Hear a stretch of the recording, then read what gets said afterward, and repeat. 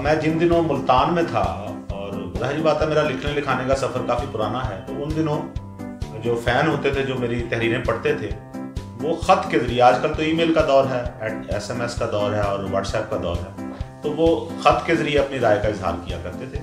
तो पिंडी के कोई शौकीन मिजाज थे जो मेरी तहरीरें पढ़ते थे, जो कि सिर्फ मेरा नाम आता था तो वो मुझे कोई लड़की समझते थे। तो एक दफ़ा उन्होंने मुझे ख़त लिखा कि आपकी तहरीरें बहुत अच्छी होती हैं। तो चूँकि इसमें कोई मुज़क्कर मुअन्नस कोई सीगा इस्तेमाल नहीं किया गया था, तो मैंने भी नॉर्मल सा जवाब दिया कि आपका बहुत शुक्रिया, और इत्तेफाक से जो मेरा जवाब था उसमें भी कोई मुज़क्कर मुअन्नस नहीं था। उनके ख़त आते रहे, मेरा आगे से मैं जवाब देता रहा उन्हें, और बिल्कुल ये इत्तेफाक की बात कि ना उनके ख़त से ये ज़ाहिर कभी हुआ कि वो मुझे लड़की समझ रहे हैं, और ना मेरी तरफ से कोई सीगा मुअन्नस या मुज़क्कर किया।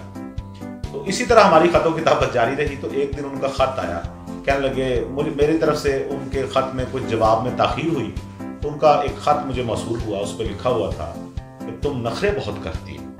तो ये जवाब सुनकर मेरे तो रोंगटे खड़े हो गए। मैंने कहा ये तो बिल्कुल गलत फहमी में मामला पता नहीं किधर जा रहा है। तो मैंने उसी वक्त उनको अपनी एक तस्वीर भेजी। उन दिनों रमज़ान था, और रमज़ान में हम लड़कों की आदत होती थी, जो मोहल्ले के लड़के थे सारे, कि हम अपनी शेव बढ़ा लेते थे और फिर ईद के दिन हम शेव किया करते थे। तो मैंने बड़ी हुई शेव के साथ ही उन्हें अपनी जो तस्वीर बनवाई एक, और उनको मैंने सिर्फ अपनी तस्वीर भेज दी, पीछे अपना नाम लिख दिया।